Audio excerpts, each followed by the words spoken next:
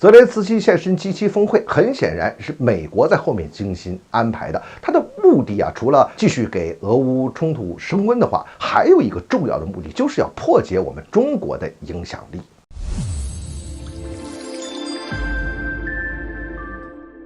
欢迎来到张斌观察，我是张斌。我们注意一下啊，泽连斯基他是怎么去广岛的？他坐的是法国的飞机，这背后呢，他当然有安全方面的考虑啊，也有这个政治层面的考虑。这法国在中间起的作用啊，其实也挺微妙的啊。这层咱们先不说，咱们就说说泽连斯基这个事情啊。他能够到广岛去参加G7峰会，一定是美国策划安排的。没有美国的安排和默许，泽连斯基，你以为他真能把自己当成圣人，到处这个昭示天下呀？他只不过是美国造出来的神而已。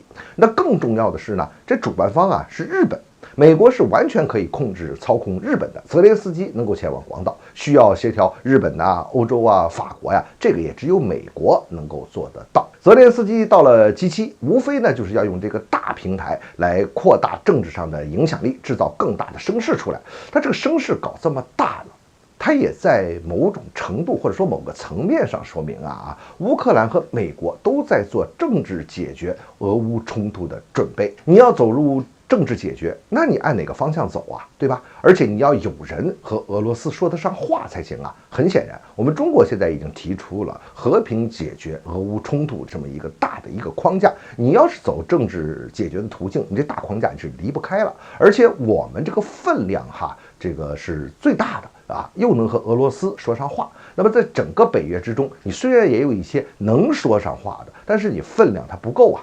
我们中国肯定不会去介入俄乌之间这些具体的问题，那是他们两家的事情，这些事儿我们不会去介入，我们只是在框架上起一个主导性的作用。但这个作用很显然，那和美国前面一直操控的俄乌冲突，那就是要发生矛盾了。美国怎么能接受我们去发挥和平的作用呢？可是美国他有没有办法呀？因此呢，美国也就要考虑到必须破解我们中国的影响力。泽连斯基这时候那不就用上派场了吗？美国就是要安排泽连斯基去广岛和印尼啊、巴西啊这些国家进行接触。所以你看，平时乌克兰其实和印尼和巴西啊，他也没有什么往来，但这回呢，他就要跟那边去接触了。那这些国家呀，他是能跟俄罗斯说得上话的。尽管说分量不够吧，但是美国呢也只能通过这个办法来把我们中国的影响力给分化、给对冲一下。说以后啊，将来这个俄乌冲突要真的走向这个政治解决的这个方向的话，如果说按照中国的这个大的这个框架往下走，那这个美国怎么办啊？不行，还有一些其他的国家